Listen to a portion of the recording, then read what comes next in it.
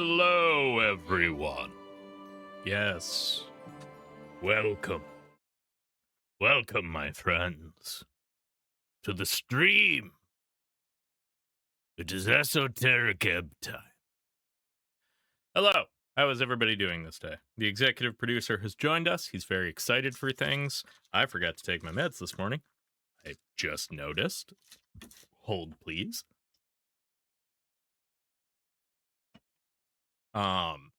Yeah. Hope you all are doing well. Welcome in. Last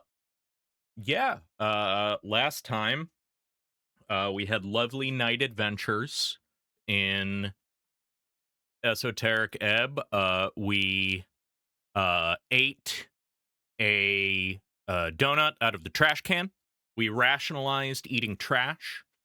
And yeah, we're really making progress as a cleric here, I think.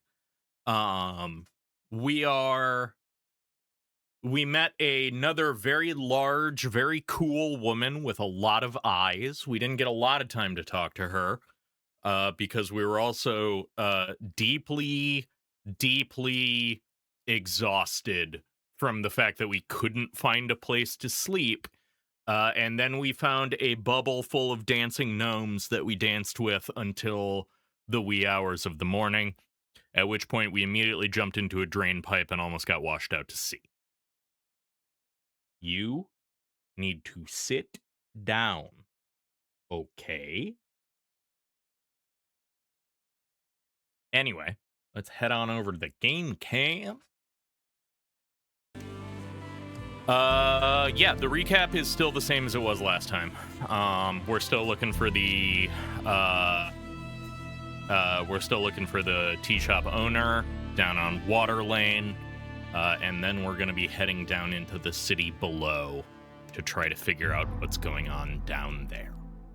But first, we're going to talk to the strange woman that is in our little home here. After we look around at everything, we're getting a start on day 2 at 2:30 in the afternoon, which feels really on brand for our buffoon. Can you... Okay. A glorious shrine to the one and only Earth. You approach the shrine. All right, we've done this. Though it may be wise to pray and examine what we are thinking of. Staring at the chiseled monument, you focus your mind. You take a deep breath and begin your prayer. And tranquility. Contemplate the Dragon of Tolstead. A famous goblin leader. Her reach sharp, her gaze strong. She wants you to investigate the tea shop and report to her. The content of that report will determine much.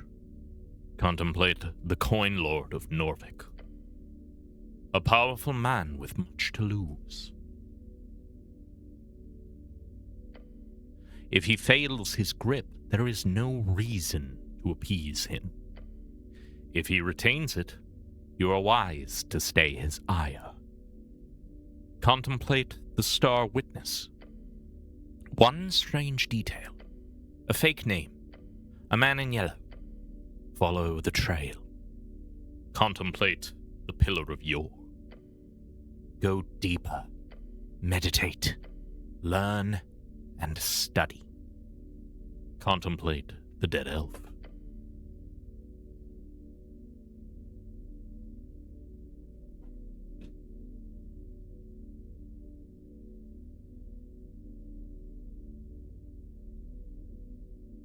Her death is complicated. Her goals muddled. She is at the center of a web. But who was right and who was wrong? Contemplate the missing paladin. He was last seen here on Tolstead. Many know of him. If you find him, you will surely be rewarded. Contemplate Druidism? The Undercoast Elf is a good woman. I was just getting yelled at by a small creature who wants to go outside but shan't because it's hot. Yeah, it is. Extremely hot. He is... Oh, he sneezed.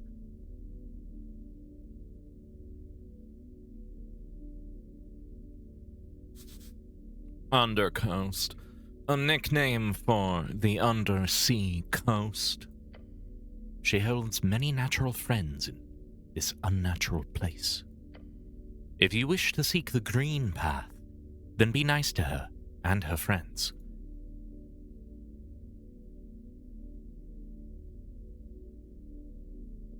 You can sit or you can leave. You cannot be on my desk. Perhaps one day you will join her. Contemplate the assassin. Attacked from below, but you feel no worry, for the danger is but a misunderstanding in your mind. The answer is deep. You know it all too well. It is listening. Always. Contemplate your fall into the river. It was not an accident. You are not so clumsy. But the question is But the question here is not why you fell. The question is, why do you live? Finish your prayers. I'm done here. Alright, let's go talk to... let's look at this first. A pile of books on the topic of theology and history. There are 3 books of interest in this pile. They appear worn and broken. Open Beyond Reeds by Meriadoc Moonwatch. You open it, hoping for an interesting tale on coastal travel. Instead, you are immediately met by a pop travel guide. Oh no. It is written by the famous freestrider Meriadoc Moonwatch, a trade prince of the Free Cities. The introduction is styled as a personal note to the reader. Moonwatch uses a very casual language to convince you of his expertise. It is also filled with freestrider propaganda. It's only propaganda if you disagree with it. I can't read this shit. It's not so bad. At least it has none spelling errors. So I should... Close it. Yeah, might be for the best. You put it back on the pile. Open Humans, A Brief History. A history book by scholar Team Alemican. It is marked as official goods of Bronze Banner University. It was printed here in Norvik on the last year of the Arcane Era, 511. Don't I know this history already? The book does not have an opinion. Skim through it. The first chapters regale the story of humans entering Yor, along with various origins that have been discovered.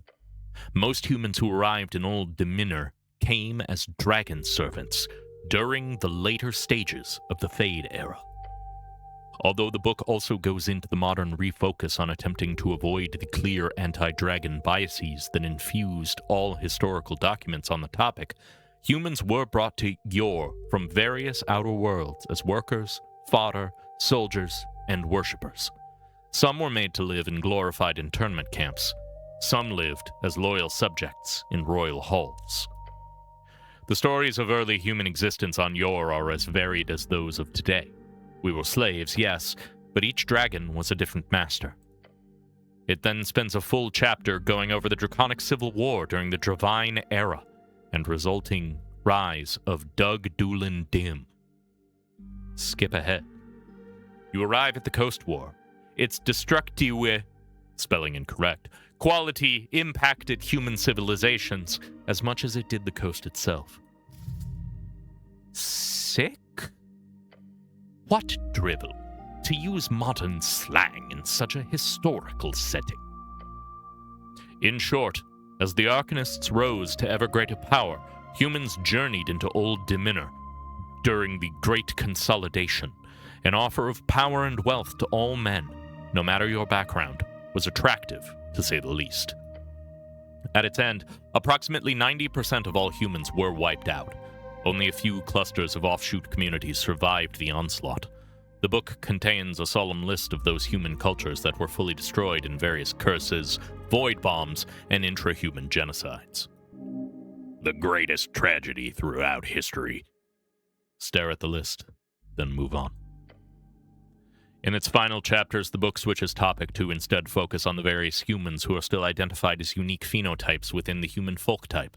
Some smaller groups across the coast have no clear lineage to draconic slavery, but whether that is due to some other origin is unknown. Those who survived the Coast War. Check the chapter on the Landbois. Agrarian humans of the Vorgany. Many formed entire cities on the floating hills, and are known for their shamanistic cultural practices and great primal spellcasters. I'm a big fan of her design. I haven't had an opportunity to talk to her yet.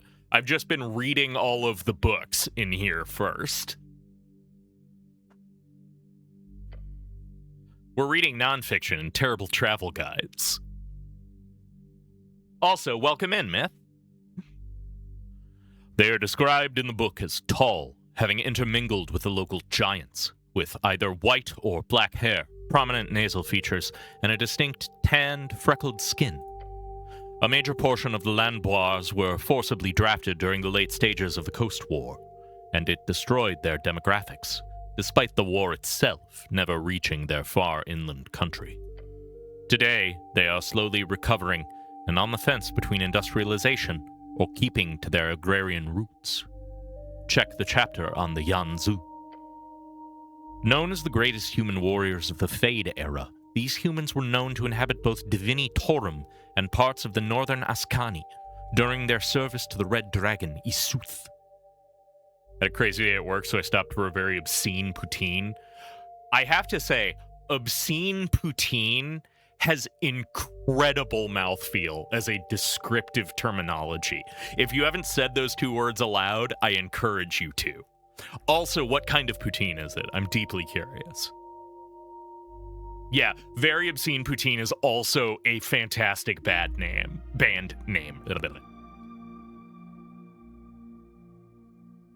It sounds phenomenal. I'm a big fan.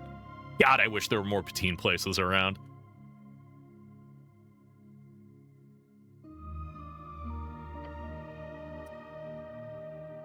Also known as Men of Fire and River, although the book laments the lost spelling of their original name, which seems to originate in the same tongue as the owl folk of the Divini Torum.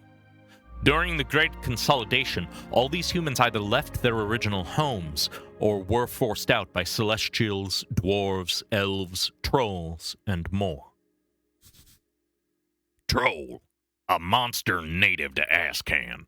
They exist in broad categories, from small and mostly harmless green trolls to mutated volatile curse trolls. They vary in intelligence, strength, and organizational abilities, but they are a core enemy of the Earth folk.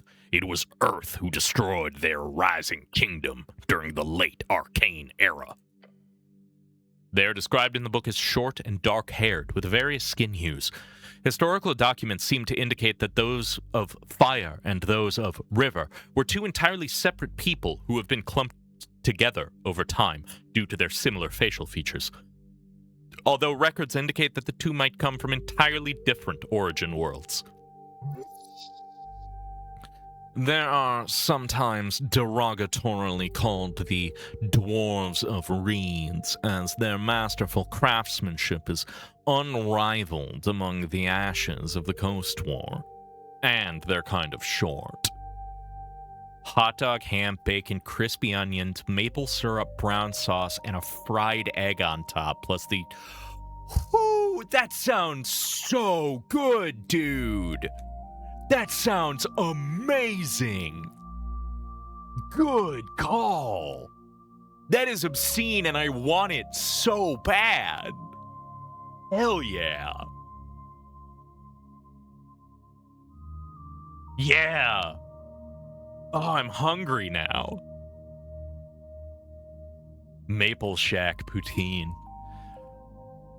Check the chapter on Earthfolk.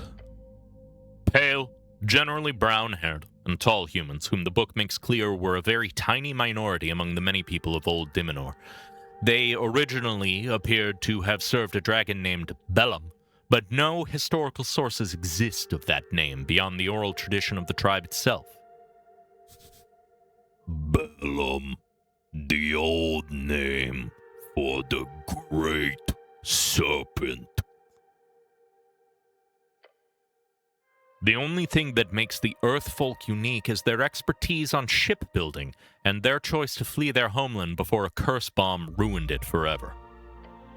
These people then went west and conquered Ascani thanks to their god, Earth, which the book does not go into detail about and instead points towards many other sources. Today, Earthfolk account to around a quarter of the entire human population on Yor. It's at a restaurant aptly named Poutineville. It's what it says on the tin, man. I wonder what they sell there. Without Earth, we would have been another name on that list of lost human casualties. The interesting part is that none of these documents ever mention the original name of these humans. But it is no secret. Many old men, at least centenarians, still refer to the classic oral term in use before Earth became their savior. Vikings. Interesting. So, ostensibly, there is a possibility that Earthfolk come from the real world. I'm picturing either one of those upscale gentrified hipster bars or an absolute hole in the wall, and they just do one thing. Yeah. Some of the best Chinese food I ever had was in Pittsburgh, and it was from this place where I went there, and it was just the, dingiest, poorly lit store with just a bunch of woks going and, smoky grease kind of atmosphere in it, and it was just the best fucking food I have had. It was great. I come here not often, but every now and again. Yeah. God, I really wish we had more opportunities for poutine in the States. I could absolutely house a poutine right now. If I came there often, I'd die. Yeah, me too, brother. Check the chapter on the Abalindi. Sometimes called the Blades of Blood City Bay. What a name! These humans live across the White Plains and sands deep inland of... live across the White Plains and sands deep inland in Fell Tyre. They are rare to find along the coast and are described as looking similar to the people of the mountain, dark-skinned and stout, with clear red eyes and broad noses. Famously, they run several of the greatest forges on the coast, having earned them a name throughout many of Fell Tyre's most dire conflicts, purely as arms dealers. The chapter explains how their expertise with guns especially brought them notoriety during the Coast War, until the Powder Curse, that is. Check the chapter on the Dimenorians. The pale, dark-haired, and stereotypically gaunt humans who served the great, mad Drake Alganoth within the plains of Inner Dimenor. They spawned many of the original Arcanists, and make up a large portion of the surviving Reedsian human population. Our favorite Chinese place is in a strip mall, and it's got hole-in-the-wall energy, and it's so good. Yeah, you'll get some of the best food at the smallest, most compact places, I think. And I love it. If someone says, that human looks Reedsian, they usually refer to pale skin and black hair. Imagine Fiskin. That is your typical Dimenorian. Check the chapter on the Tawelona. A small religious human population to thrive within the heartlands of Haiji. They are sometimes called the Great Human Hunters. While few in number due to their constant struggle against demonic forces, as all people of Heiji are prone to do, the Teulona live within a sacred spire on the eastern Grand Mesa. They are described as tanned, tall, and famously naturally attuned with primal forces. Some compare them with the agrarian Landbois, but sources indicate that they are very different in both origin and cultural practices. They do not struggle with demons. Demons struggle with them. Check the chapter on the people of the mountain. What? These are the followers of the Golden Horde, a vast group of humans who live upon the Holy Mountain. A holy mountain, a short name for the singular infinite mountains set along the coast in Divini Torum. One of those natural world wonders or whatever. While secretive, they have become less isolated during the last few decades of celestial expansion, and can today be found on rare occasions in various cities across the coast. They are described as dark-skinned, with black or white hair, and eyes that indicate their positions of hierarchy among their kind. No pupils mean that they are an attendant. Glowing eyes means that they are a gate lord, and dark eyes indicate that they hold a lower placement upon the slope. Whatever that means. Check the chapter on the Kurtz. Typically stout and red-haired humans who served the great Tissereldanor in Western Dimenor. Tissereldanor in Western Dimenor. Most famously, both Kylum Dimenori and Doug Doolin Dim originate from this culture. This book also mentions that this phenotype could be found in most surviving human populations along the coast today due to their prominence in the early Arcane era. You've probably got some Kurt blood in you. Check the chapter on the Japanese. An almost mythical human people of the secretive realm of Im, the so-called Japanese, have been a popular topic of fiction since their discovery in the early mid-Arcane era. You too were swept up in a samurai phase during your early years. The book explains how rare it is to see one of their fabled ambassadors travel along the coast. But, so far, due to the magically isolated nature of their kingdom, not much is known of their nature.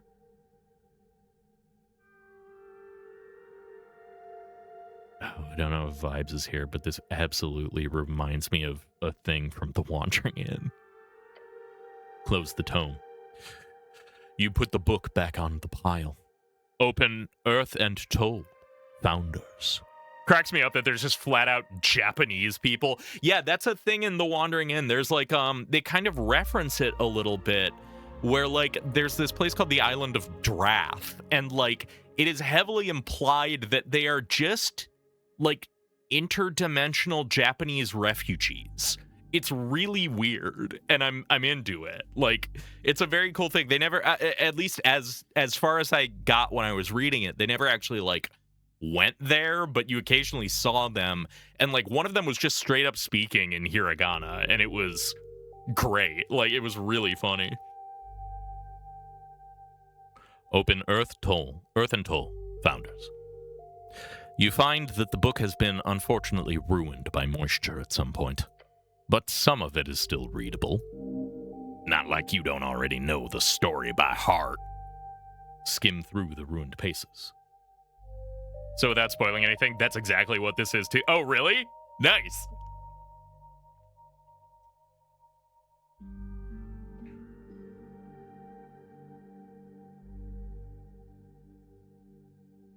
Yeah, and it like it definitely doesn't seem to maintain, what's the word I'm looking for? Ontological cohesion would, I suppose, be how I would describe it. It doesn't seem consistent in a lot of ways, but it does seem like just a bunch of shit just got all smashed together based on what we were reading, and it's really, I love it, honestly. It's just a fucking grab bag of madness.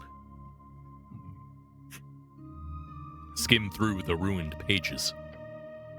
The general gist you get is...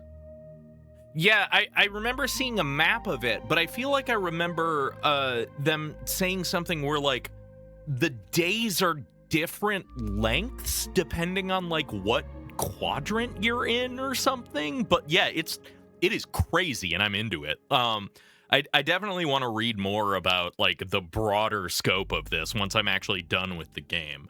I like going through it not knowing much, especially with the dipshit cleric that I'm playing right now. The general gist you get is, Earth is born in Old Dimenor. He saves his people from a curse bomb. They flee their ruined land to Ascani. Earth, with his brother Toll and a long list of helpers, including dwarves and many others, destroy the evil Troll Empire and conquer their city. There's mention of a Borgo Darrow, the first paladin of Earth, with a quick summary of his life. He founded the Earthguard. He began the illustrious bloodline of House Darrow.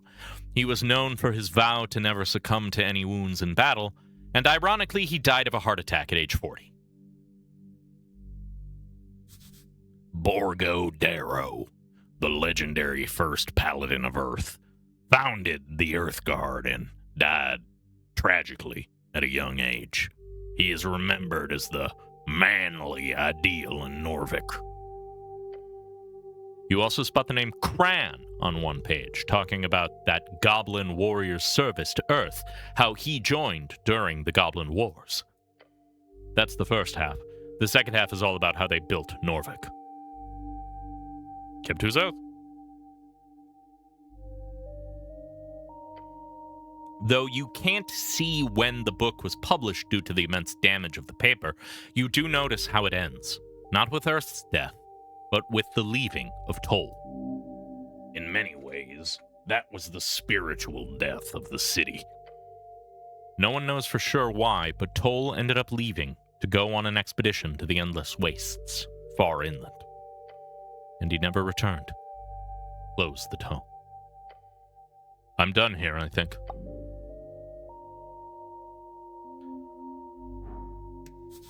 A copper calendar! On the wall, you see a classic copper calendar. Most houses in Norvik have one. Your mom had one that would glow on birthdays. It's spinning ever so slowly. The outer wheel moves one full step every day. The middle wheel moves every month, and the inner moves every year. This one seems special. Keeps track of both the seasons of Ascan, Reeds, and Vorgane, as well as all major Earthfolk holidays. What day is it? The outer wheel tells you it is March 23rd. When's the election? In 4 days. What's the current month? The calendar's middle wheel is showing March as the current month. That's the third month! It is. Well done. What year does it say it is? The inner wheel is very still on the piece of copper, saying 27, post-war. It has always been easy to keep track of how old you are, thanks to that. Who decides when a new era begins? Your magically attuned items and time-keeping spells will keep time in regards to the eras. Eras which shift for reasons beyond anyone's understanding. Anyone but yours, most likely. So, one day all the time-keeping spells just magically shift to show a new era? Yes. Cool. It is. Since the era is just as old as I am, does that mean I'm the chosen one? Yes, obviously. Of course. Maybe in your heart. Who decides on the name of the eras? The eras have no objective names. They are chosen by each culture differently. In Norvik, the common era type is to simply follow the Reedsian common structure, which is Gate era, 3,000 years, Fade era, 1,100 years, Divine era, 379 years, Arcane era, 511 years, Post-war era, 27 years, ongoing. Post-war era. The fifth and current era. Only 27 years in, but often seen as an era of mending after the brutal Coast War. Many suggest it will be an era of ideologies, a struggle to determine the next dominant force on the coast. Gate era was the earliest era, right? Yes. From the creation of the coast by Yor to the closing of the gates at the end of the Gate War. Fade era was that time when all the ancient creatures died, right? More or less. It was the era when the powerful creatures trapped after the gates shut struggled for dominion while losing connection with their outer gods. This was an era of giants, genies, dragons, and great aberrations. Divine era is a shorter one. That's the feudal era, right? Indeed. Well, short in comparison, almost 4 centuries is a long time in times of great change.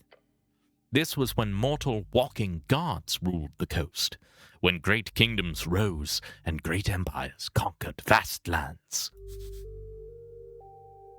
Walking god, the term used to describe the divine avatars who rose and fell in and around the divine era. Most major religions on the coast today are built around these figures, and their influences can be felt everywhere. Earth was the last known walking god when he faded 27 years ago. Or, as you say, feudalism and barbaric governments. Arcane era was a bit longer. That's when the Arcanists rose and fell, right? It was an era marked by man's power and corruption. When God's influence waned in juxtaposition with the might of the esoteric. And the post-war era has just begun. We will see how long it lasts. You will, most likely, not see its end. Good to know. Indeed. Look closer at the seasons marked around the wheel. You see the months and seasons marked onto the copper plate. Gorgoni, Vorgeni summer, 6th. Felteni, Reedsian spring, 1st. March, Borgeni autumn, 22nd. Beltan, Ascani spring, 3rd. Reedsian summer, 1st. Thesi, Vorgene winter, 20th. Thusi, Reedsian autumn, 1st. Cronus, Ascani summer, 28th. Ingarmi, Vorgeni spring, 14th. Elter, Ascani autumn, 14th. And Sumil, Ascani winter, 7th. Reedsian winter, 1st. It only mentions 3 of the bands. Yeah, this calendar sucks.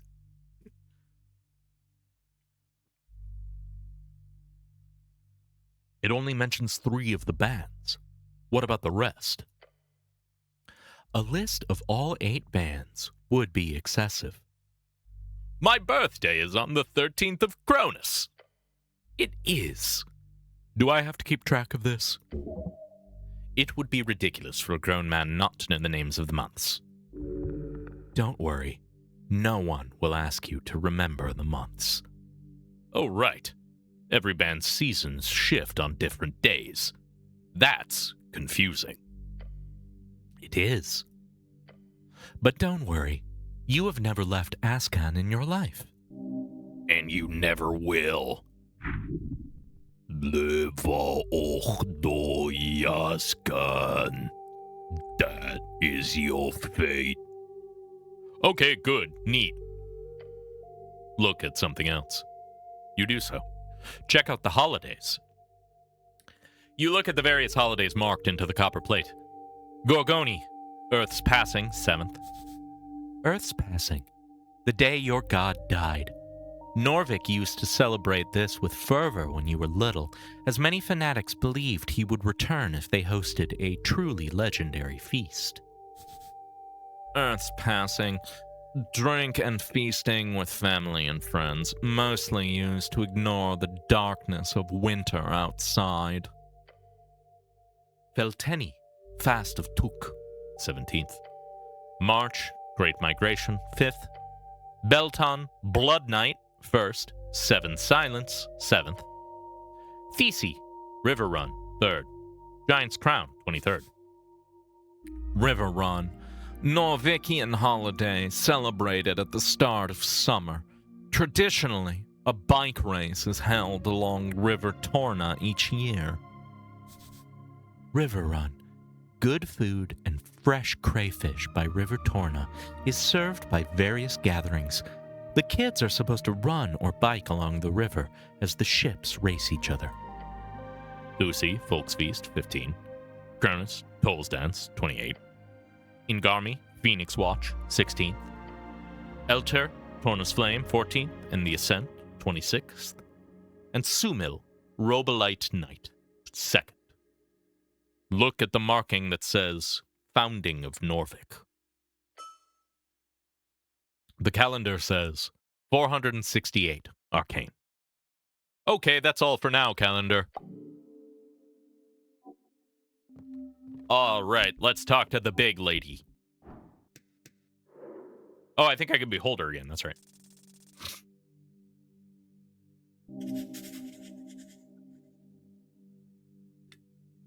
She follows orders. The type of orders that grant eternal fulfillment.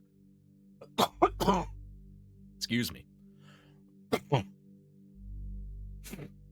There is sadness in her existence. Broken wings, stuck among lesser beings. What does she seek?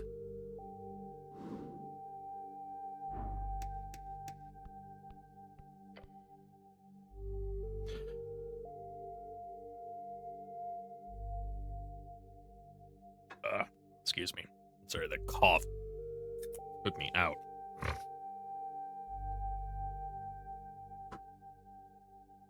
Okay. The Celestial appears to focus on her work, a stack of many, many documents, with her many eyes. There is no acknowledgement of your presence in her many, many eyes. She is avoiding eye contact in an effort to avoid conversation. None of them are looking at you? What are the odds? I am busy. Busy with what? Notes. You need help with that? I do not require assistance, cleric. Muster up the courage to ask her about.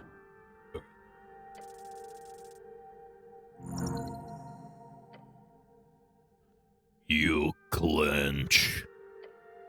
You pause unnecessary bodily functions. And some necessary ones, like breathing. Then you focus on the goal. Speech. Tell me about Earth. Scoop, welcome in. You missed us learning about all of the humans, such as, what was it? We've got the Landbois, we've got the Earth folk, and the Japanese.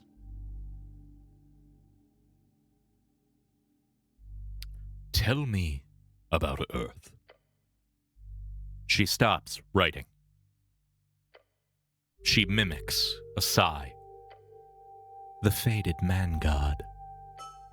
Earth of Norvik. That's the guy. Yes. She lifts her hand, pointing towards your chest. I serve his remnants.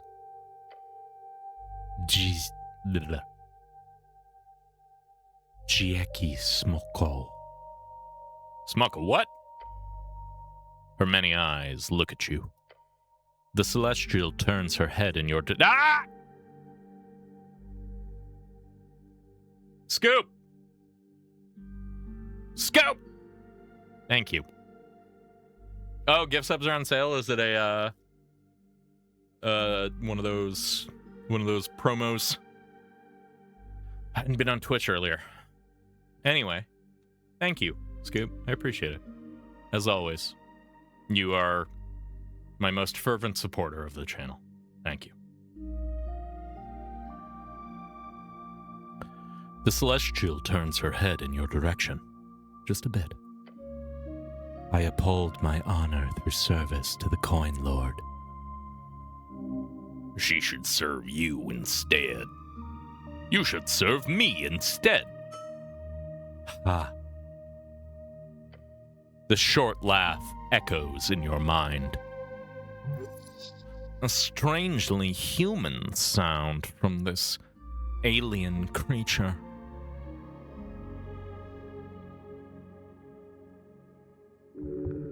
She enjoyed that. She turns her head fully towards you. You see through the gap in her skull. Every eye fastened upon your soul. You speak like a man with power. Yet I see but a child. Your ego is slightly bruised. Maybe. One day. Maybe. She turns back to her documents. God, her design is so cool. She is so cool looking.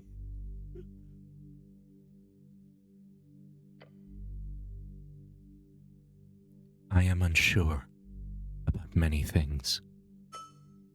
Yet, for now, I serve. For good or ill. You've gotten in. God, she's terrifying. There we go. Now she will speak with you. For real. What do I know about celestials like her? Good creatures usually connected with radiant light and healing things. This angel sure is one. I should keep talking to her. She is lonely, but her demeanor does not scream, "Please, socialize with me."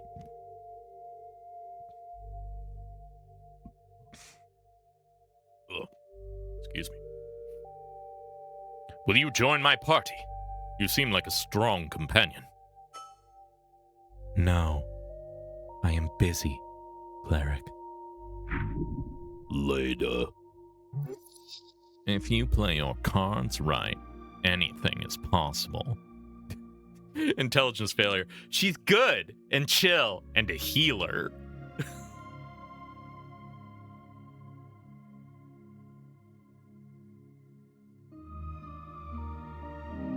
Good.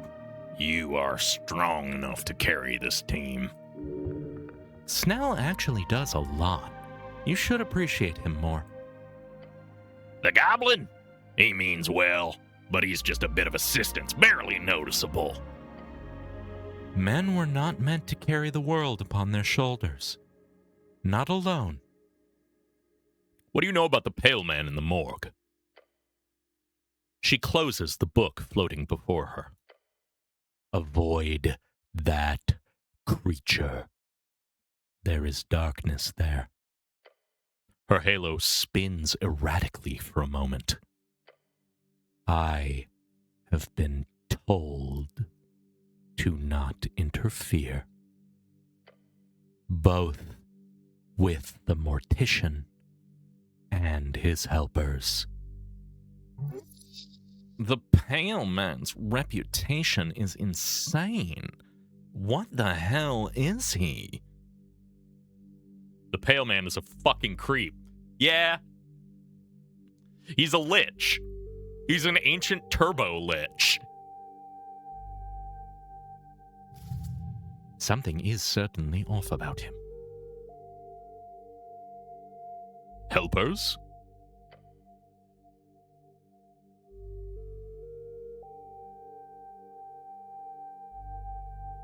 Mercenaries, creatures who roam below.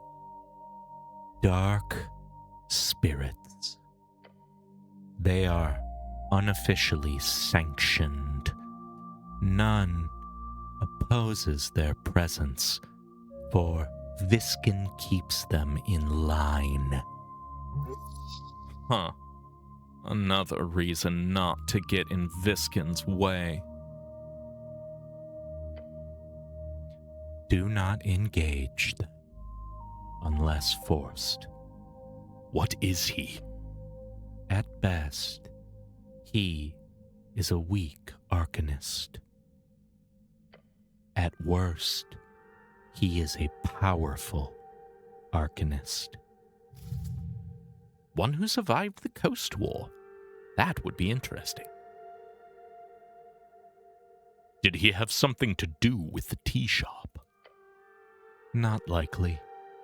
Why? Viskin has been a presence here for almost 4 decades, to my knowledge. During this time, he has never caused any issues. Beyond that, Viskin is also in tight cooperation with the Halfway Bridge tribe. Since they are the main drivers in this investigation, it would be strange if Viskin were behind it. Although if you find any evidence towards his involvement, please let me know.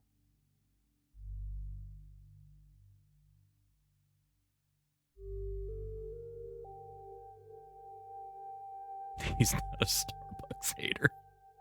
Shouldn't I keep an eye on him then? If you wish, I suggest not engaging. Don't. He'll just get in trouble. Oh. But he seems like such a normal guy.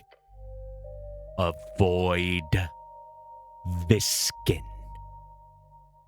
Okay. Good info. Thanks.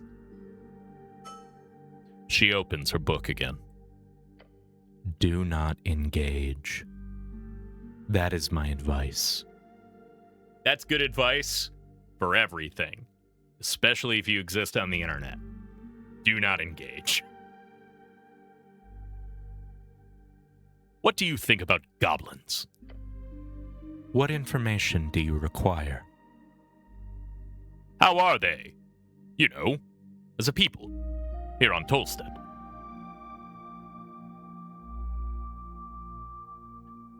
I love the idea that there's just a full-on lich living in town, and most of the officials know what he is, but they just let him do it because he's unobtrusive. Honestly, I feel like if you're an immortal lich, this is not a bad deal. Just like, yeah, I'm hanging out. Too many liches get too power hungry too quickly. That's the problem with them, and that's why we gotta smoke them out. But this one, this is a legit lich. He's lich-jit. No, that's nothing.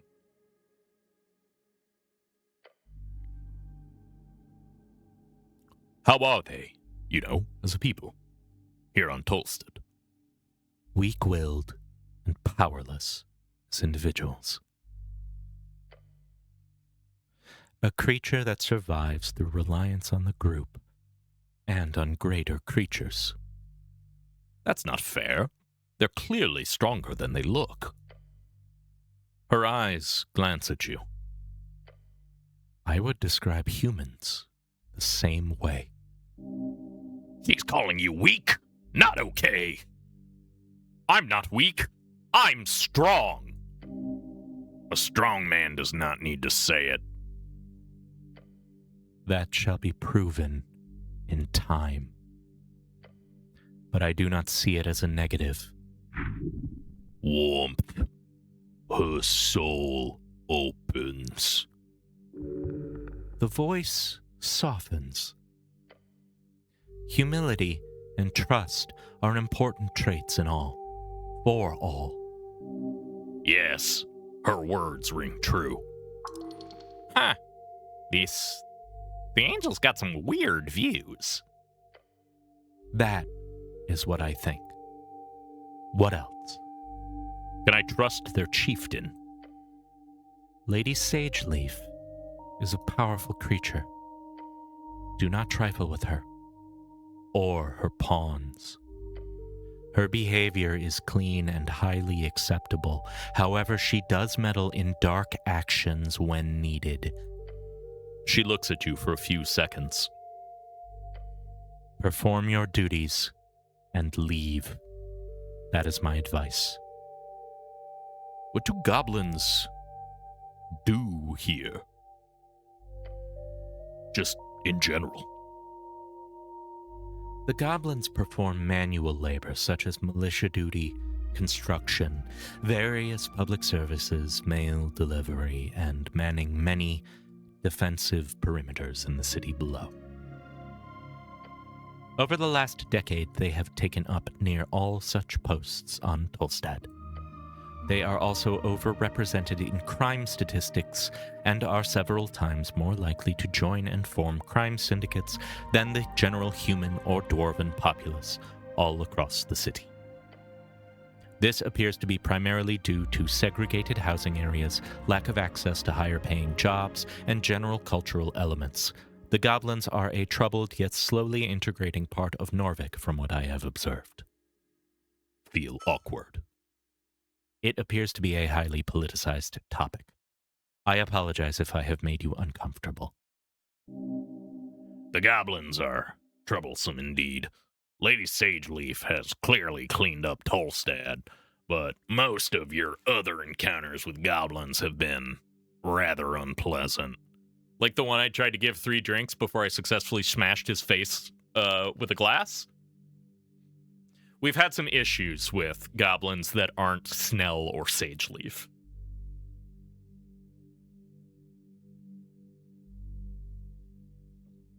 I have some other non-goblin related questions, too. Yes. What else? You have very cool armor.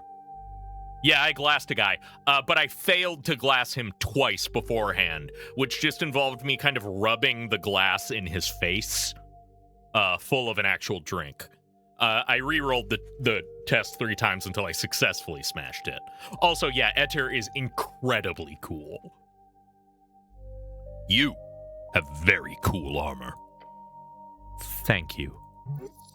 She's welcome. She appreciates your appreciation. No, thank you. She just keeps working. So do you just sit here all day or what? No, cleric. That's fair. You're not really sitting, just kind of floating. That is correct. Score! When the Coin Lord does not require my services, I attend to the archives, from dawn to dusk, normally. Then I perform a patrol, as is described in my service contract. A good service to the city. Can I come with you on your patrol? No, cleric. You are unable to fly, and I am unable to carry you. Her? Carrying you? The thought immediately causes you to stir. Okay, my guy, relax. No, stay hot on the money. You've got this. Sounds fun. Those feelings are very human. My service is to the Coin Lord. A truly great woman. Commendable to the utmost level. All right, time to attempt to flirt. You are an ethereal, yet also imposing woman. Imposing. Ethereal. Her telepathic voice gets dropped down several octaves. All the way down your back, your spine. This is your chance. Prove yourself. Show the world the mountain can be climbed.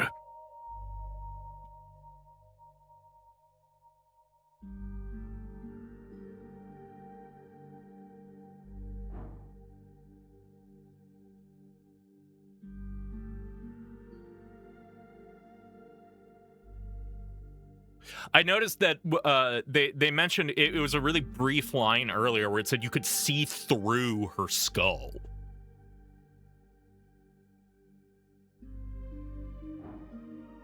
We're doing it. We're risking it. One time, nat 20. Let's go. That is not a nat 20. That is a 9. Why are you doing this to yourself? You feel as if the world is against you.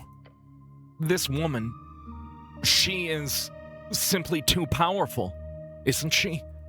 Like, as pertains to planes of existence, yours is in a different league from hers.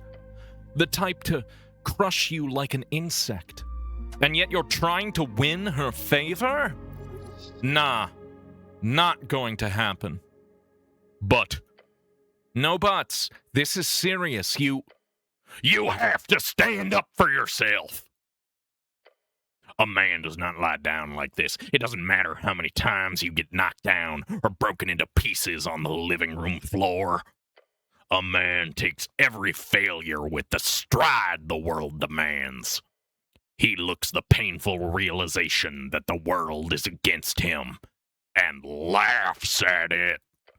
He laughs at the pain, and he keeps going until it breaks him into dust. Become dust, brother. That sacrifice is exactly what this world needs. Dust? That's... You do not need to fight so much. Do you remember what she told you? The day she ran into that crowd with that scowl on her face. Oh no. Mirren. It didn't start out violent. As an oppressed mass gathered on that day, it was not an Asgulist thing. There was no real Asgulism in those days, not with the human workers, at least. 500 textile workers, mostly women, marching the streets in protest of horrendous working conditions. A powder keg, set off by the latest indignity thrust upon them by the factory owners. A mass of unseen skilled labor, spawned out of cheap generators. They did not even employ any wizards to maintain the magic. Sure seems like it, man. Normally, those invisible esoteric spirits would not be able to handle the workload of the average textile seamstress, but the simplification of some of the machinery made it suddenly possible. The women, who lost their livelihoods, were screaming in the streets, as is only natural. 4 years earlier, the Bone Purge made it clear esoteric production was not the lifeblood of Norvik, and considering the dramatic failure of Arcanist methods in the last century, most people agreed on this point. Alas, greed knows no boundaries. Mirren brought me there. She did. That girl did not think about anything but the egalitarian dream. Puffed up on green pamphlets and green books, she shared that dream with you, along with the rest of that group of outcasts. I didn't mean to change the font. There we go.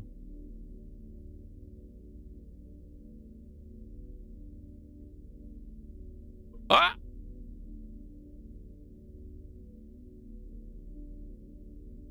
This is where we're... Yeah. Anyway, please ignore all the font changing.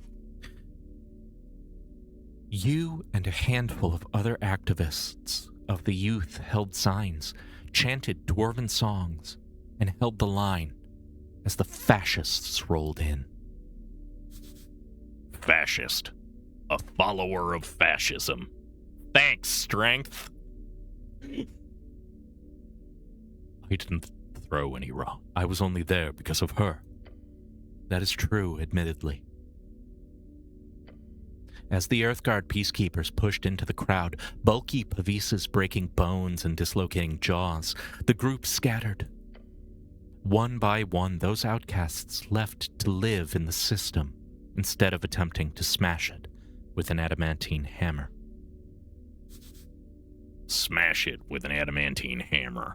A saying that means, more or less, doing something useless, since adamantine is so light that any blunt weapon forged with it will literally just bounce off its target.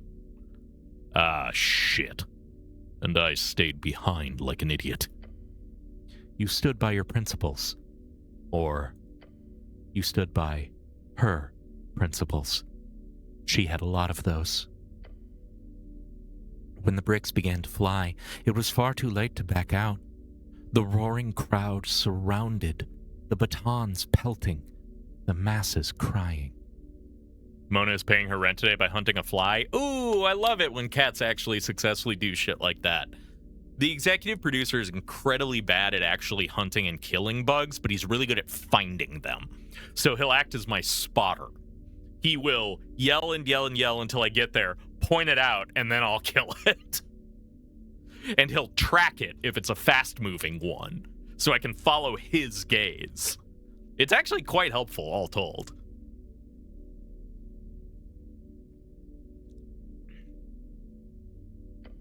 The state won. That was the last time you saw Mirren. May she rest in peace. What? She did not die. Oh! Last you heard, she was leading the Asgalian front. She is their only female foreperson. She is one of the most influential women in Norvik. Ah! That somehow feels worse. It is a complicated feeling. One you must keep thinking about until the end of your days. So she never sold out. You knew she never would. She made something out of herself. Yes. She is a woman with aim. Why do I miss her? She didn't give a damn about me. Because the first feeling is always the strongest. The rest are felt with cushions around the heart. Open your eyes. Atir is still looking at you. You meet her gaze. Mona currently has a trap on my octopus staying like coach. Yay! Good for Mona! Well done, Mona. You meet her gaze. Perhaps you should rethink your methods here.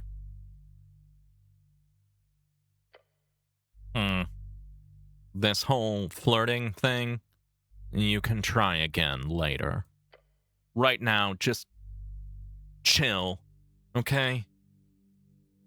Have a good day, Atir.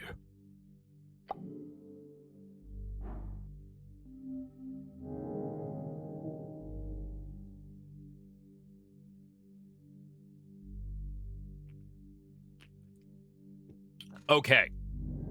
Let's go get Snell. Actually, let's walk outside, pause, and take our 3-minute ad break. That was deal and deep, yeah.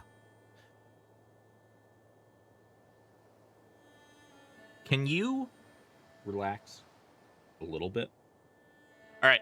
I'm going to run our 3-minute ad break on the main point, use the restroom, grab a drink, do whatever you got to do, and we will resume this adventure in 3 minutes. See you soon. Hey.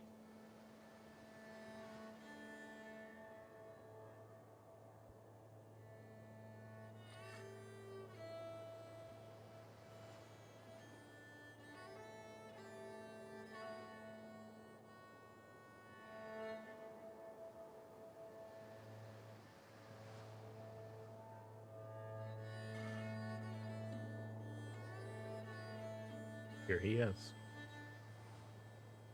He is purring like crazy.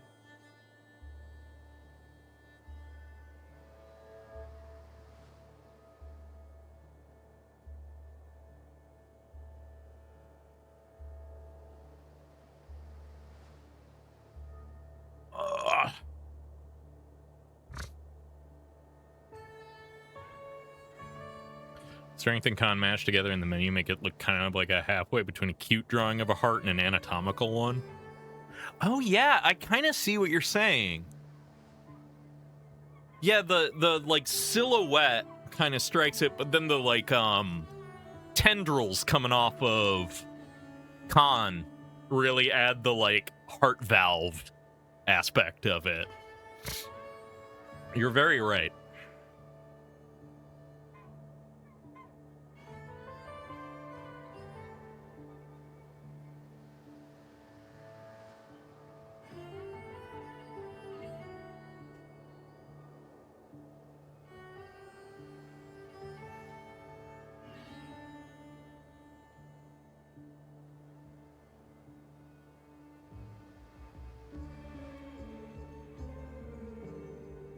Oh my god, Myth, I just saw the picture of that fucking poutine you posted. That's incredible looking. Holy shit.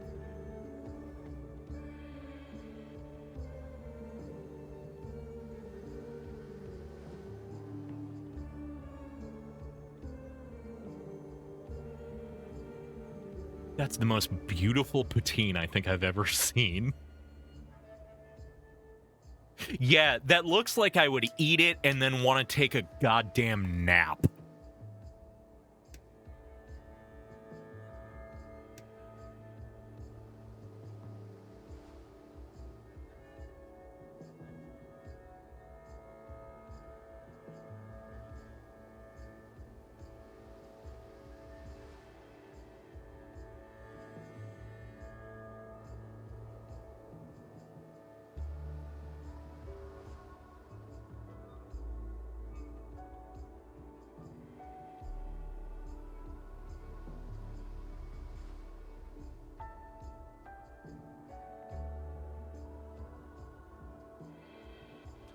All right, we're back.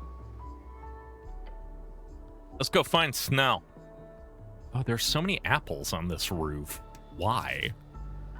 This feels like a fox and or grapes type situation. I don't know what the fuck that means. Laptop, why must you scream? Hot. Didn't you say it was hot? An apple a day keeps the cleric away. An apple a day keeps the cleric alive. Eat the apples, apple boy.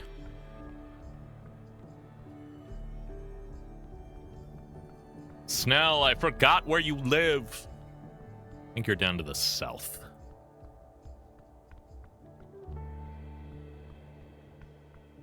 Oh, right, I can WASD to move.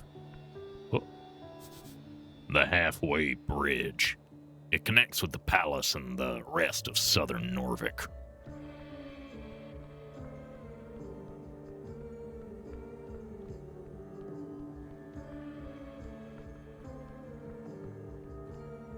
Are you saying he's down where the goblins go? Below? Below? Oh, he's chilling by Sage Leaf. I don't need to go to his house. Okay. That's a lot easier. I know where Sage Leaf is.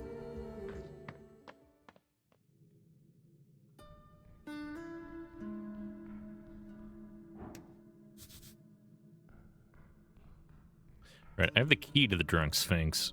Do I? What was the fucking... Do I have the riddle in here?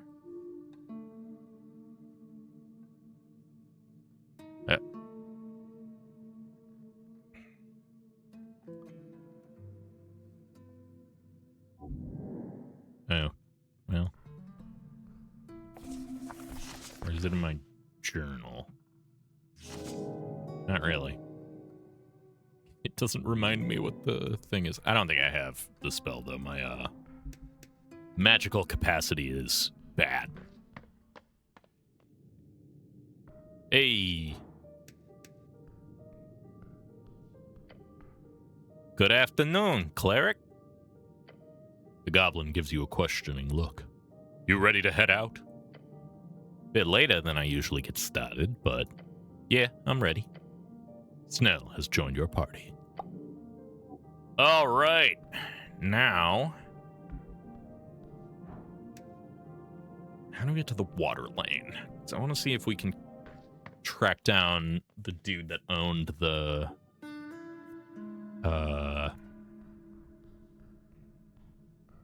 tea shop. That's my first order of business.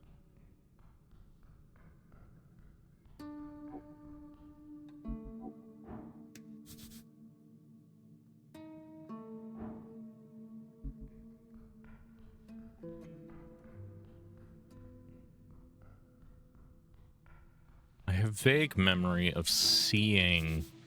Yes, this goes to Water Lane. Perfect. I knew I was in the right area from what I saw there. Read and Mead. It says S. Yellen and Sons.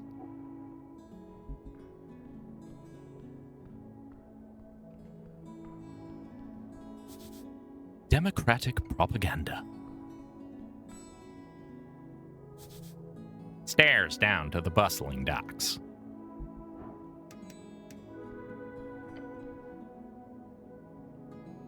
Trash bin. Refarsvif. Meltedigwif. The trash inside this bin speaks to you. The voice is from a primal spirit. Open it. Open the trash can. As you lift it aside, you immediately see something moving in the shredded documents and old scraps of food. A pair of legs. Simurth. Suddenly, jumping out of the pile with a poof of moldy dust is a pine cone. Oh, this is one of these things that I danced the night away with. A pine cone with limbs. Arweer myn herren. It hands you some leaves while doing a strange, seemingly improvisational dance upon the trash. Wait, are you one of those...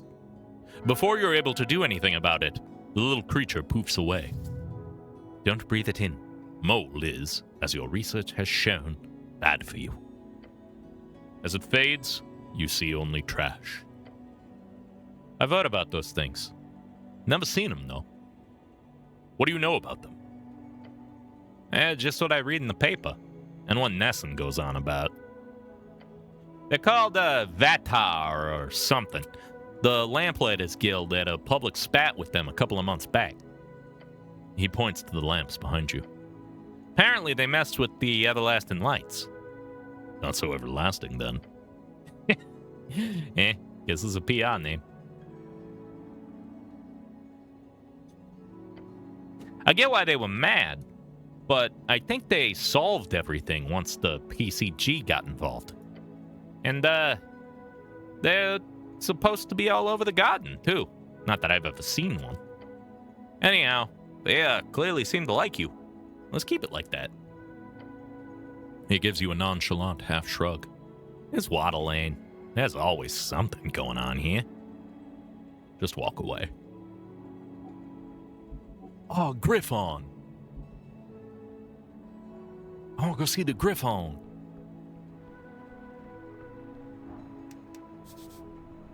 Beware those fangs. And the rest, too. One of the many Free Strider compounds in the city. You approach a ball of feathers and wings and really, really sharp claws. A magnificent creature. Too bad he's clearly overfed. Magical beasts can sometimes understand basic common. You could try speaking with it. It's a griffin, right? You will require speak with animals to communicate properly, of course. You see a pool of drool forming under the open beak of the beast. Wait, look behind it. There's an entrance to the warehouse on the other roof. If you want to get inside, you're going to have to get past this bad boy. The mythical beast snores gently before you. I don't even want to ask what the plan here is. What a majestic creature. Snell, don't you want to pet it too? No. No, thank you. And seriously, be careful. I'm not cleaning up your guts if that thing skewers you.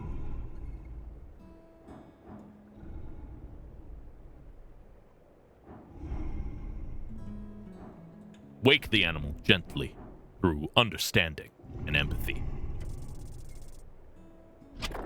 Not quite. How does one do this? You try to see from the beast's perspective.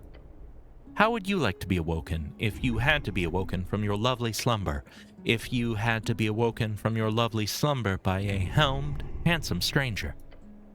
If you had to be awoken from your lovely slumber by a helmed, handsome stranger on such a day like this? I lost my train of thought. What am I doing? The question is, by which method would you like to be awoken? I don't know. A hug? Okay, try that then. Come here, birdie. Give the sleeping griffin a hug. Snell is so reasonable. Oh!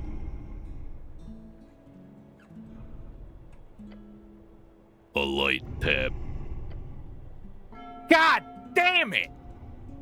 You hear your companion yell and rushing down into the street. Land. Oh! Pain!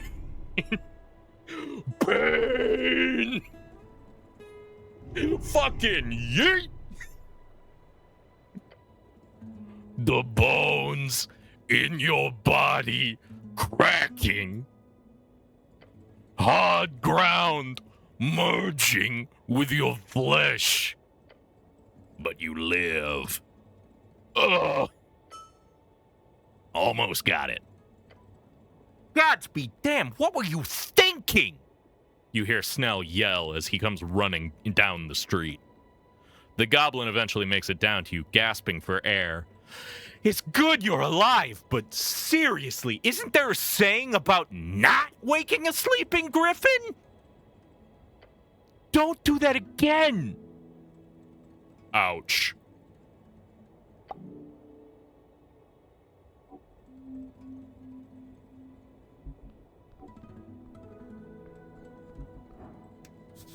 A goods hatch. Who suffers more as a companion character to a maniac protagonist, Snell or Kim Kitsuragi? Oh man. I feel like in this case, it's Snell primarily just due to the fact that esoteric shit on top of an insane lunatic adds a whole other layer of shit he's got to worry about. Kim Kitsuragi just has to worry about me taking his gun and putting it in my mouth.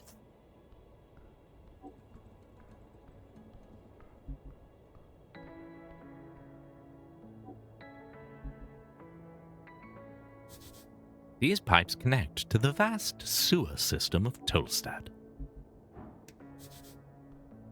A path along the water. A statue of Earth among the toil of his workers. Is this a shrine? Technically, you approach the shrine. And yes, this little figurine does still count as a shrine. Shouldn't I move it? It's like in the middle of the road. No. It has chosen its path. What? The figure of Earth. This is a makeshift. The figure of Earth. This is a makeshift shrine meant to stand exactly where it is and where it might go. Yeah, Snell has to deal with nonsense PvP and PvE style, whereas Kim just has to deal with Harry. And I guess Revachol, but I feel like there's less griffins in Revachol. Ready to serve whoever needs him the most. Just like you. Wait, can't I heal here? Through divine assurance or something? Not precisely. The gods do not usually grant divine intervention for minor injuries. Of course, you can heal here, but only if you pray hard enough.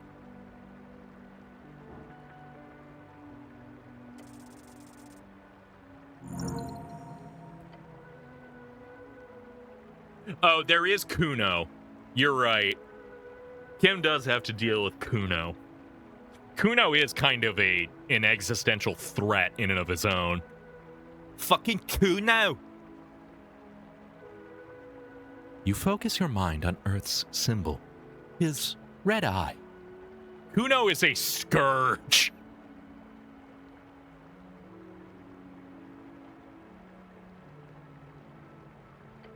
And you remember the words. Chant, watch upon me, Earth, shepherd of his folk. You are filled with a spirit of nostalgia and power. Let me pick up the burden. Lend me your strength. You feel reinvigorated. This is it. This is prayer of healing. Yes, indeed. I'm done here.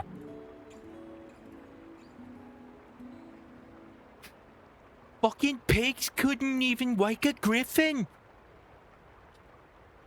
Kuno could wake a griffin. Esoteric style, motherfucker. Conquest by river, land by heart. Oop. The never-sleeping docks of Water Lane, right below here.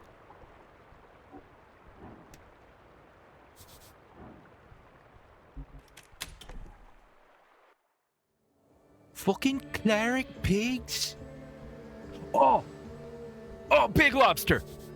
A regular, non-giant crab. You spot the crab on the rock. One of the greatest of the Ascani creatures. The Norvikian river crab. It does a little shimmy. Yes, cleric, that is a crab. I have to. You reach forward, and the crab immediately snips on to your index finger. Huh? Panic. The crab pincers grip your finger hard. Your steely bones tank most of the damage, but it is hanging on.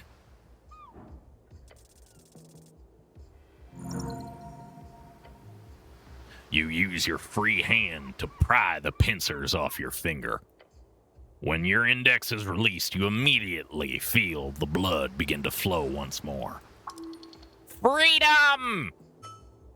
He was a good little fighter. A good crab. What are you voting in the election? It makes no noise in reply to your question. What do you know about the tea shop? It snips with its pincers once. What's that, Krabby? Johnny Longneck blew up the tea shop? Damn. Guess we'll have to find him. Johnny Longneck? Not again! Him and his dastardly plans. Also, I'm joking. Please do not take that seriously. We're not going into the Reesian Waste to seek out Johnny Longneck's crash site. Spoil sport. Are you allowed to loiter here? It does not respond. Citizen. I need talk with animals. I thought this was going down to the dock, but it definitely isn't. We're at the roller mill. The roller mill workers kept more than ledgers in their archive.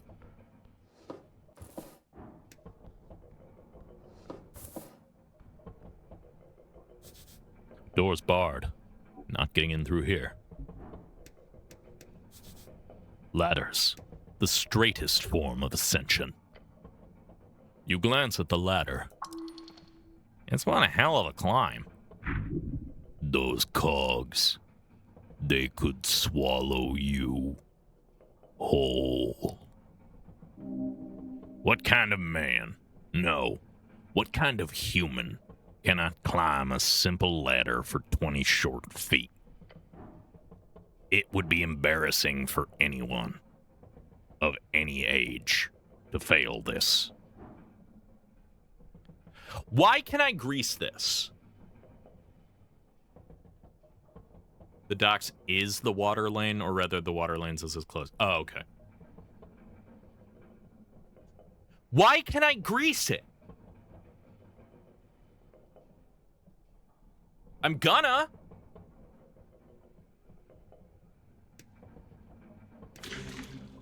Your hands move in that familiar shape, and a few special words come out of your mouth. And within an instant, the ladder is coated in a thick layer of colorful, magical grease. Your goblin companion loses any form of respect previously found on his expression. Okay. Nice. Oh, where did he... You glance at the ladder. It's one hell of a climb.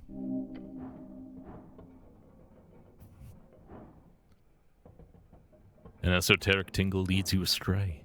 You grease that sucker up!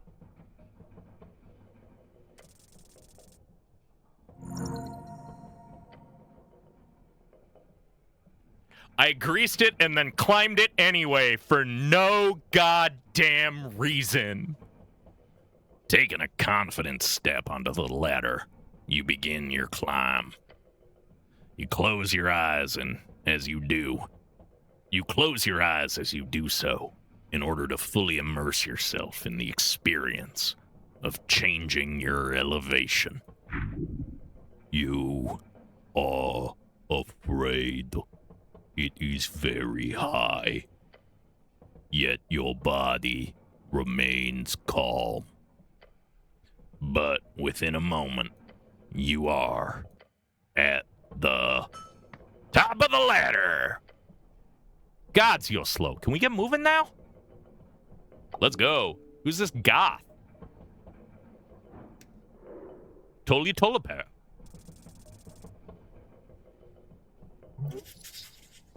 He is the silent type. He thinks before he speaks. He also thinks he's very cool because of this behavior. There's an air of superiority in his body language, in his speech, in his tone. He thinks he's above it all, even his friends. Hopefully, he'll stop thinking such things before it bites him in the ass. A bunch of site safety rules.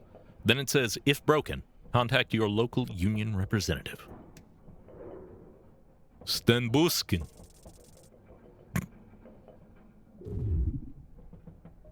That's a guy. Rollo Malik.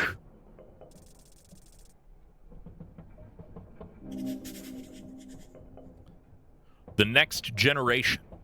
A late-stage teenager representing all young men among the Earthfolk. Statistically, it could be worrying. If all young men today feel as lost and unemployed as this one, then everything must be going to shit. At least he's politically active. That might also be a worrying detail. Young men with little to lose and everything to gain are, historically speaking, a common driving force behind world-changing conflicts.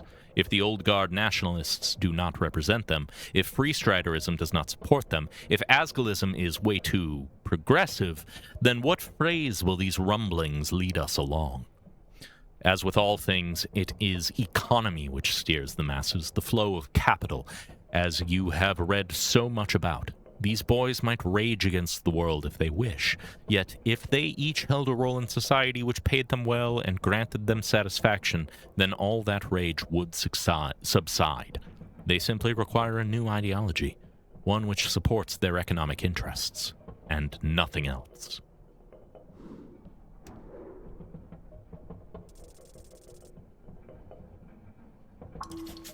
And Urth Nis. This is a shitty kid, but kind of fun, too. If he was your peer growing up, he'd be one of those fucking bullies. That's not really a massive negative on his part. Pretty much everyone well-adjusted kid bullied you. But he's got some conscience growing inside that skull of his. If he is surrounded by good men, he will turn out fine. If he is surrounded by evil, that is what his life will build.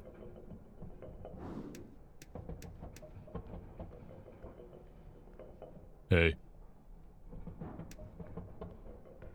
I like your hat. Little cleric. The boys greet you with a hesitant collective grunt and mumble. Hey, whoa, a cleric, eh? Are you militia? The blonde kid shakes his head. I'm Rollo, The blonde kid says and takes a bow. Rollo Malik, at your service. With me here are Nice, Stambulskin, and Tolly. We're members of the Novikian Resistance, a movement to... Earthnies. That's my full name. Yeah, sure. Anyway, we're happy to make your acquaintance, Claire. Bunch of lapas, the goblin whispers to you. LARPer, an insult to mean someone who's delusional and role-plays themselves into a position of power or importance, based on LARP, meaning life-acting role-playing. He glares at Snell for a second.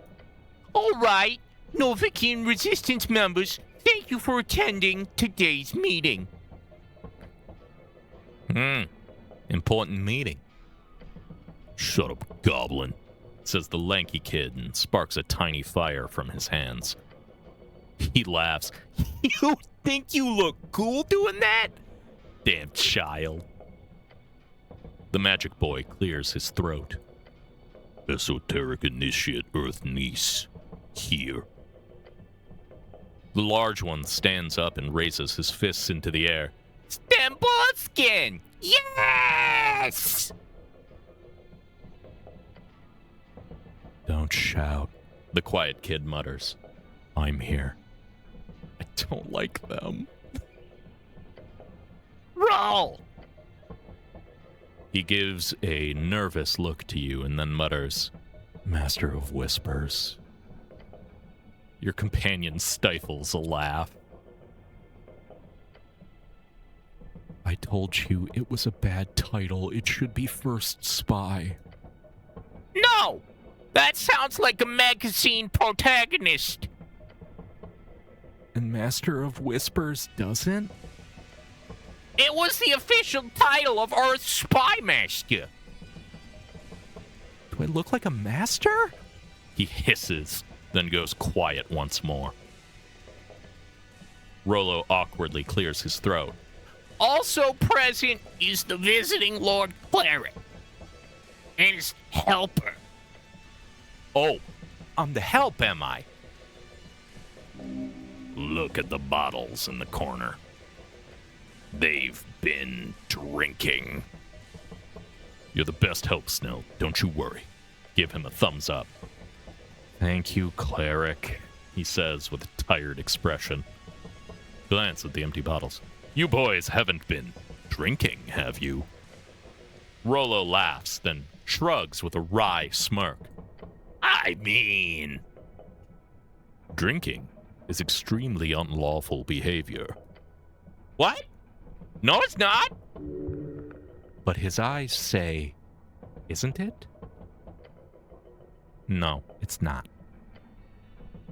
Sten starts looking around, looking for the Vivland. Nisei gives him a mean look. Scare them honorably. Straight. It's strictly prohibited for Earthguard to drink. We're not... We're not Earthguard. Turn to face the Gossip boy. Not yet. Rollo holds up his hands and mumbles, Look, we're not drinking. We're here on serious business. Yeah! Stan exclaims. We couldn't afford to anyhow. Shut up, Sten. Your companion rubs his temples. This is a joke, right? No! Cleric, we might not be many right here, but there are tons of members of the Norvikian Resistance around the city. This is a serious political movement. He gives the other three kids a nervous look. I mean, we're getting there. He claps his fist to his chest. Meeting begins. The large boy cheers. Sweet! When do we go home? Home? No, There's not that much to talk about, right? Yeah, my dad doesn't like it when I stay out like this. This game lets you access a secret area where you can get mocked by politically involved college-aged nerds. It really is Disco-Elysium. Hardcore!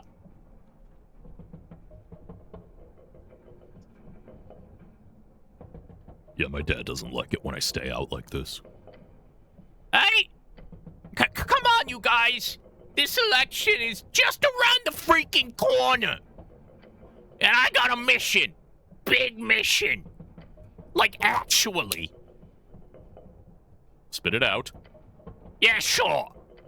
I've received words from our contact. You know, the short guy with the weird beard. Weird beards are not indicative of strong city loyalty. Word. A letter. He dropped off a seal, a letter with the resistance seal. He smirks. Half of Earth's red eye and half a shield. It's really cool! A halfling or a dwarf? No, just a short human. A resistance movement member? Yeah. We don't have too much info on the other groups, but there's this guy we call Shield Guard. He's in the palace. Probably a cleric. He knew magic and stuff. They sure tell you a lot for a secretive organization. Amateurs. What are your orders? Just like he told us about the chant being printed here on Tolstad, this time he let us know about another problem. An even bigger threat. Capitalism? No, well, kind of. Racism? No. Although hatred against humans is a big issue. Gender inequality? No! Asgalists? No, not this time. Lover's pox? What? No. The disillusionment of the youth? No. Free Striders? No, it's... No, wait, yes. Yeah, yes, it's the Free Striders. Go on. He told me that the Ascani Reeds Trade Company, that's a Free Strider company, they apparently have some very important documents hidden in their offices on Water Lane. Specifically, the contract for a deal called the Harbor Accords. He wants us to... Actually, he didn't specify what we should do. He never really does. But he strongly implied that we should seize it for the state. But, you know, without being detected. Stealthily. He wants you to steal from a Free Strider company. He wants us to seize it. Stealthily. He repeats. Tell me more about this contract. He shrugs. It's apparently very secretive, but the contract is kept inside of the office. What do you know about this company? It's an evil Free Strider parasite, sucking the city from its resources. It's all made clear in our manifesto. Can I read it? No. It's members only. You only get to read the manifesto of the organization after you've already joined? Yeah. What do you know about the building? Hey. I've heard it's guarded pretty heavily.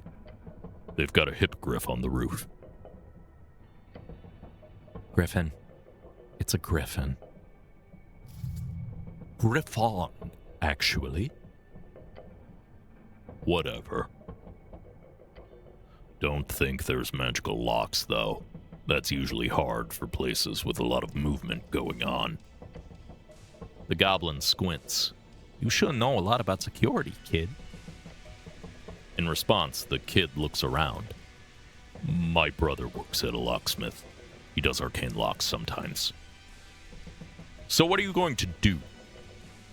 He thinks for a second. We just need to sneak in when it's dark, locate the safe, and crack it. It's apparently hidden behind a mirror. The info wasn't very specific, but hey, how many mirrors can they have, right? The boys silently and tensely glance around the roller mill. Like I said, Dad doesn't want me out on the streets at night, so I'm a skip. Isn't stealing illegal? Yes, Stan, it is. Don't be pussies! Their leader gives a frustrated groan. This is the real deal. We can make a difference. Rolo, I don't think it's a good idea. You don't know what free starters do. Oh, yeah. Litigation, litigation, litigation. I agree. It's a bad idea. Damn it! He then turns to you and opens his mouth. Then he closes it and shakes his head. He has a mission, yet is unable to complete it. Perhaps it's a quest truly meant for you instead. Sneaking in and stealing? Sounds honorable. But should you really do it if it's a free strider joint? They are not infiltrators. Take from them. It was not theirs to begin with. Well, screw it. We'll make up some excuse. But that sucks. Unless... He gestures towards you. Unless the cleric warrior wants to do it, then yeah, sure, we'll skip. Don't you guys have jobs to do? The blonde kid gives you a blank expression. He glances to his friends who all seem to avoid his gaze before lowering his eyes. He stares at the floor of the roller mill. He replies, We're doing important work here. Should I make fun of them for being unemployed? A good kick can get a man going. But it can just as easily cause him to resist a good piece of advice. Do you get paid for holding these meetings? Our service to the city is not something you can put a price on. I work on water lane on some days. The magic kid raises his hand. I used to deliver milk. It's a seasonal thing. Rolo worked at the fishery.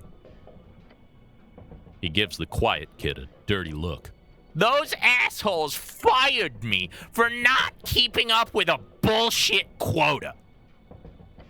So yeah, cleric.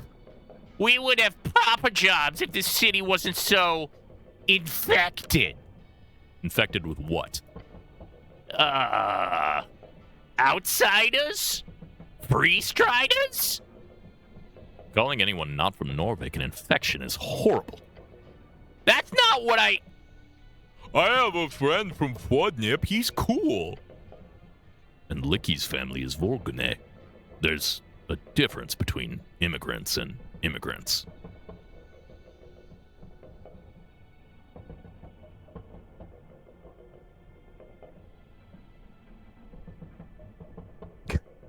Wait for the kid to explain.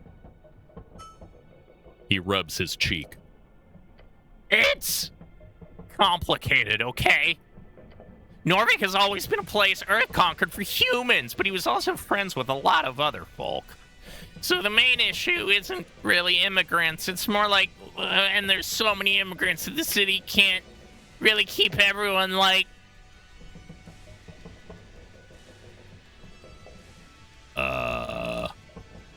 Employed? Sure, something like that. But in the end, the Free-Striders make a bunch of crowns in the city while the Earth folk suffer. And we don't like that. We don't. We really don't. Really don't. Really don't. We don't. The silent kid mutters, we don't.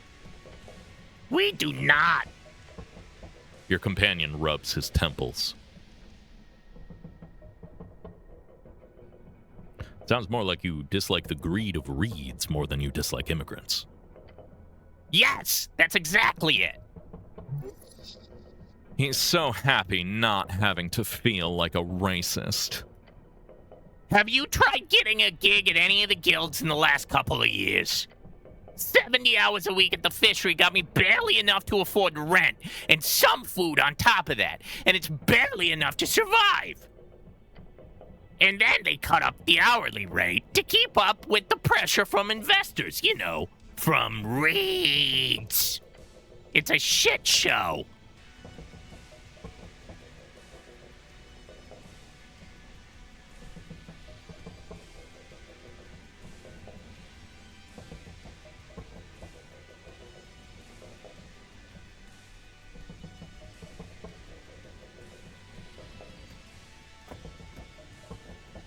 I can recommend you boys into the Earth Guard. What? The blonde kid looks at you with confused, darting eyes. It has not sunk in yet. Yeah, you'd get fast-tracked into training. The kid starts muttering to himself. But that's... Point at the kid who keeps casting cantrips, and you could be a cleric one day. The lanky boy begins to speak, but stops himself. Take out some paper and write each of them an official recommendation. They look stunned as you hand the papers over to them. Are you serious? Earthguard? Is that clerics?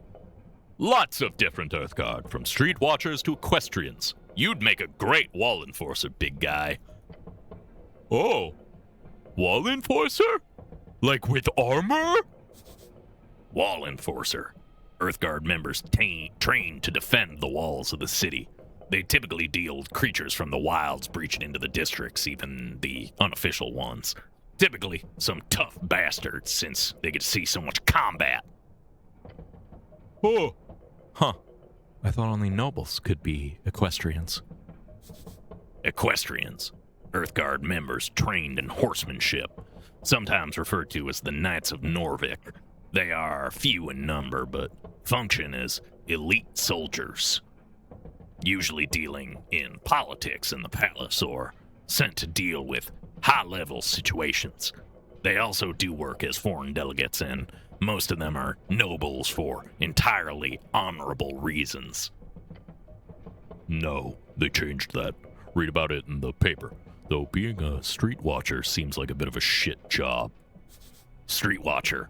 The most basic type of Earthguard member, trained to patrol the streets, deal with petty crimes, and generally act as the law in everyday life on the streets of Norvik. They are led by top watchers. Top watcher, a high-ranking Earthguard member working as a leader of a unit of street watchers. Many of them are low-ranking clerics, in order to leverage magic in their criminal investigations. This is the rank you aimed for before being scooped up into tower politics. As his friends speak, the blonde kid looks at his recommendation in disbelief. So this is... More bodies into the machine. Careful.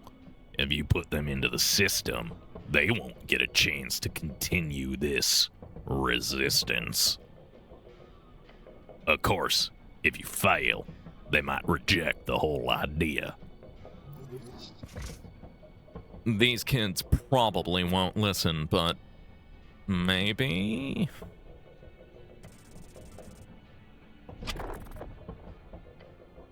These boys are idiots.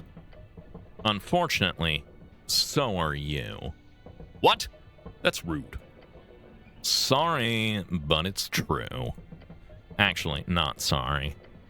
Because you have no idea how to convince these boys. That's not true. I have an idea. Yes, you do. Unfortunately. Grab Rolo by the shoulders. You're not a pussy, are you? The boy doesn't say anything. He just looks at you. Don't be a wimp. He says nothing. Chicken. Bacaw. No, Lord Cleric. But we'll consider it, okay? Oh, okay. Hold back tears. It's a good deal. My dad would love it. But, I'll have to ask. Same. If I get armor, it would be cool. Rollo gestures to his buddies. Well, think about it. Thank you, Lord Cleric. Can I try that one again?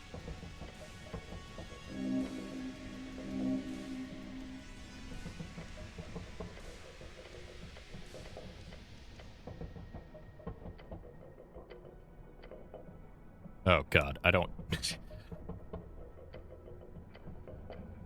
We've done this. I'm just trying to get back to the end.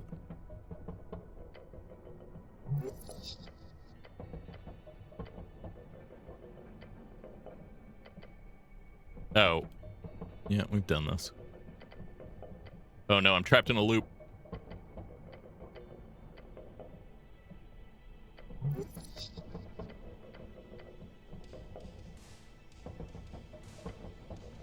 Yeah, I don't think I can try that one again. Oh well, that's fine. I have some questions about the tea shop. Sure, hit me. Look to the others. All of you. I need the truth. We'll tell you anything we know. Yeah! The quiet kid nods. Where were you on the day of the explosion? I was home. Same. The quiet kid nods. What about you?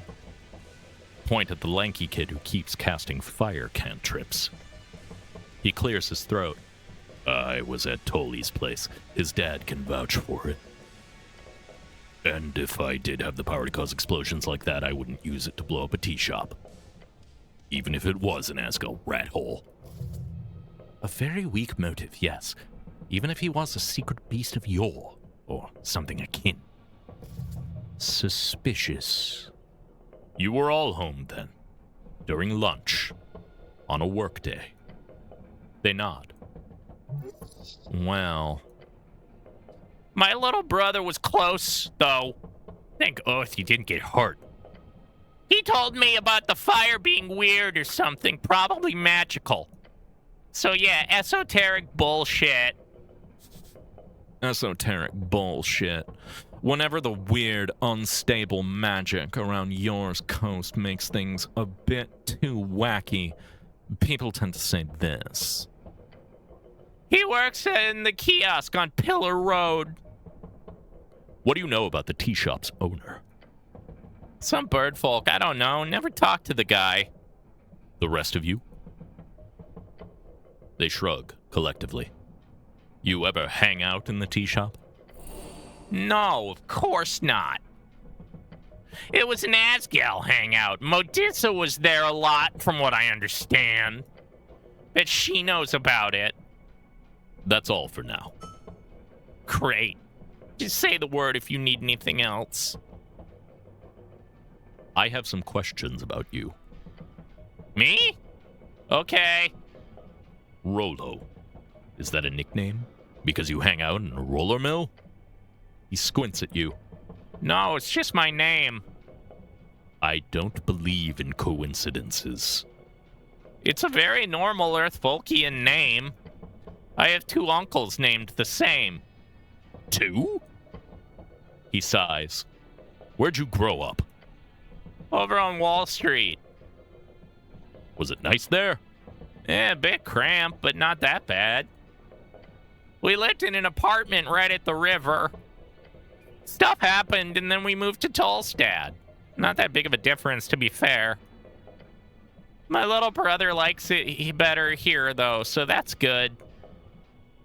Why'd you join this movement? Because my city needs me. Right? He asks his friends, who all nod in approval. So, you're not just bored and looking for an outlet? No. Some stuff happened, and then we moved to Tulsa. Don't worry about it.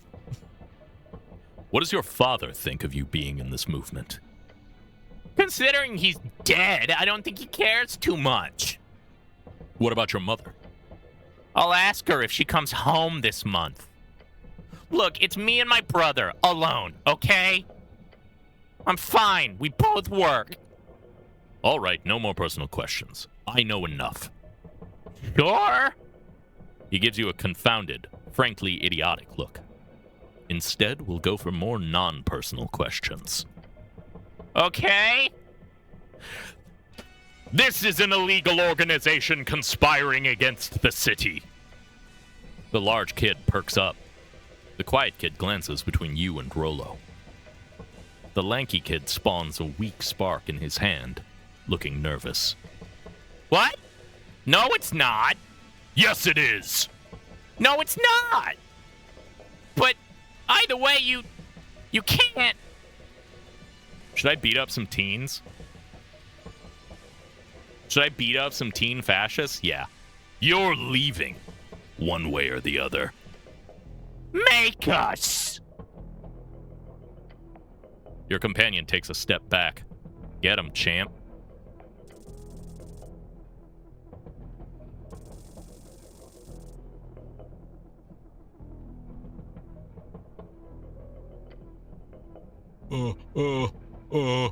The big kid mutters as he gets up from his seat. I think their dad is the dead guy in the Lich House that nobody's paid the Revivify fee for. We're doing this? A flame lights up in his hand. Your head held high, looking down at these brash younglings. They will hear you. Threaten them. Teen fascists who just described in detail their illegal plans to a cop are shocked to find out that they are in trouble. A step towards the blonde kid. Grab his neck. Ugh, what are you? Dumbass! He stares at you wide-eyed. You'll all end up in the dungeon if you keep this bullshit up. Oh, okay. Good. Now, you have their attention. The four boys all look at you, fear and a bit of respect in their bulging eyes. I mean, yeah, you'd expect the cop would be on their side, because they're fascists. Do it. Guide them to the future. It's time you make a decision. What decision? The adrenaline is wearing off. Each of them, their hearts beating, legs weak. They are frightened.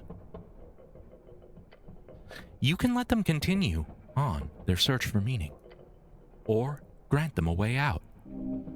Show them the way. Take the Earthguard recommendation I gave you and go now.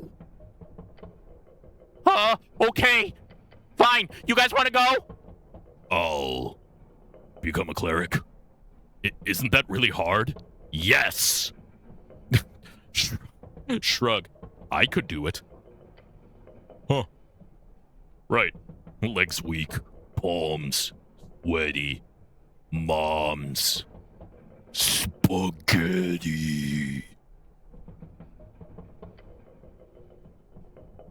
I guess so. I'm gonna get armor. Awesome! Just head to the recruitment office in the palace. All right. See you, Lord Cleric. One by one, they shuffle out of the roller mill with nervous expressions on their face. Let's hope they do well in training.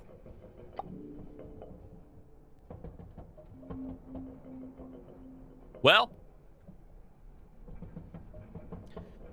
it's better for them to be in a system.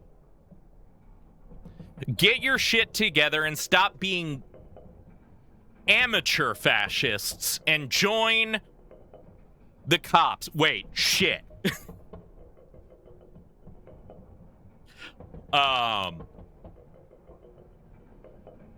What a good note to end it on, though. All right. But that is at time.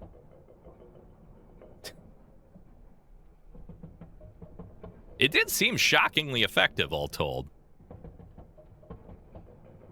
Maybe some of them will be okay. The quiet one seemed like he was fine-ish. But yeah, as always, I wanted to thank you all so much for coming. We've hit our time, and we're going to save here. I'm enjoying this game. I hope you all are as well.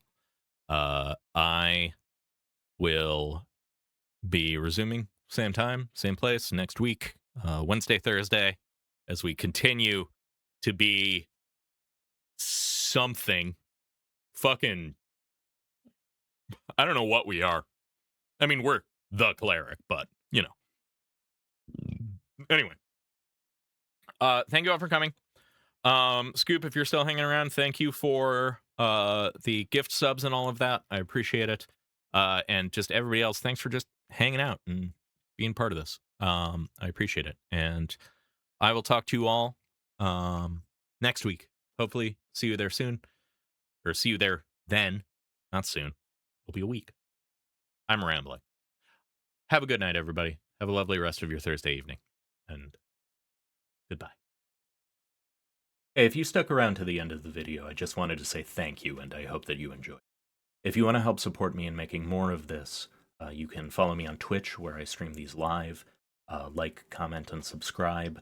I suspect you all know how this works by now, but it really does help a lot. Thanks.